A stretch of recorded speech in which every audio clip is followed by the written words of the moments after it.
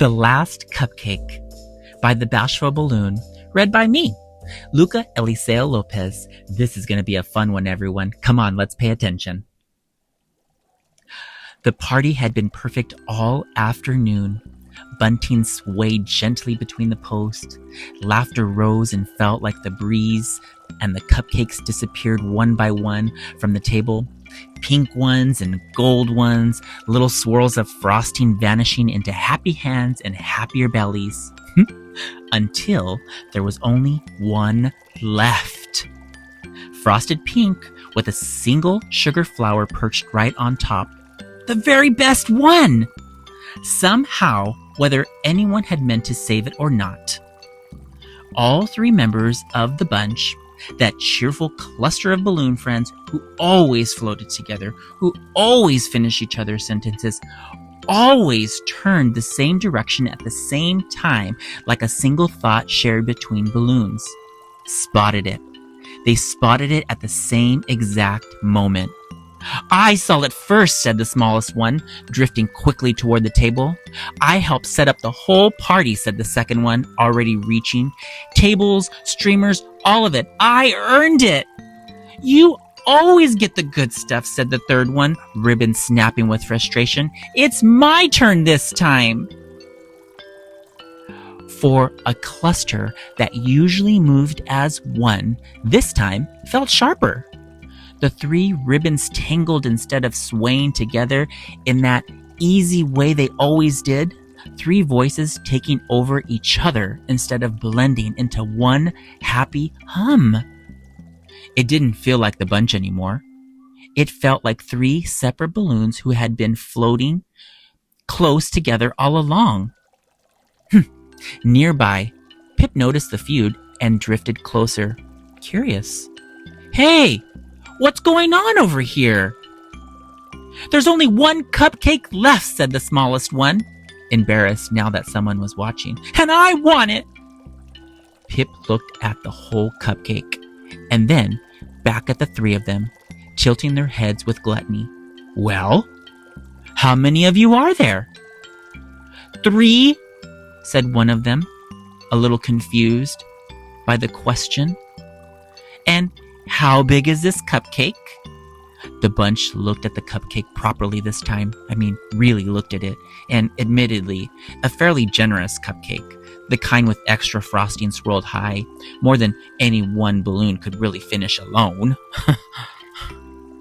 "I guess," the second one said slowly, turning the idea over, "it could probably be split into 3 pieces," the third one added, already picturing it. The small one hesitated, looking longingly at that sugar flower. "But then, who gets the flower on top?" Pip smiled gently, settling in closer. "What if you took turns with things like that? This time, one of you gets the flower. The next party, someone else's turn. And that way, nobody has to give it up forever, just for today." The three of them looked at each other for a long moment. It wasn't a perfect solution. Nobody loves handing over the very best bite of anything, but it felt fair.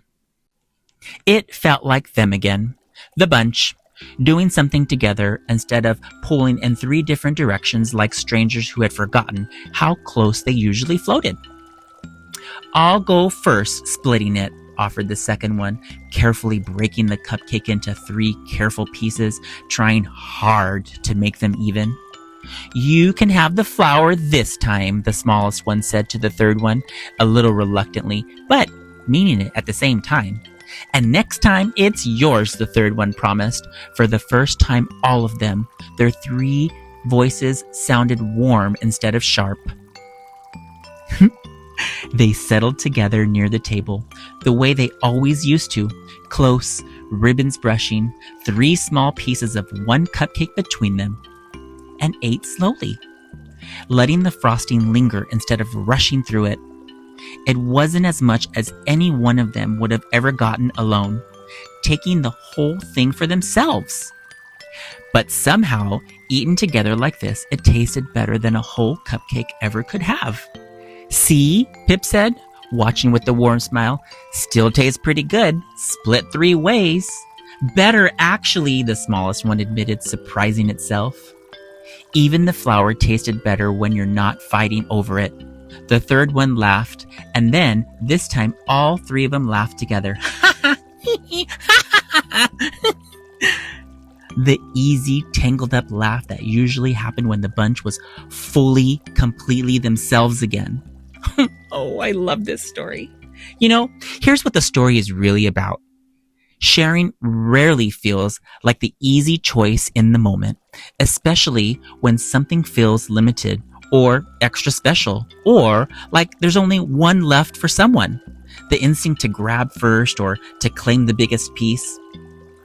It's a very natural one. Even good friends, even people who love each other, can lose that easy closeness for a moment when something feels scarce. But something small changes when we choose to share anyways. It's not about fairness, though sometimes that matters too.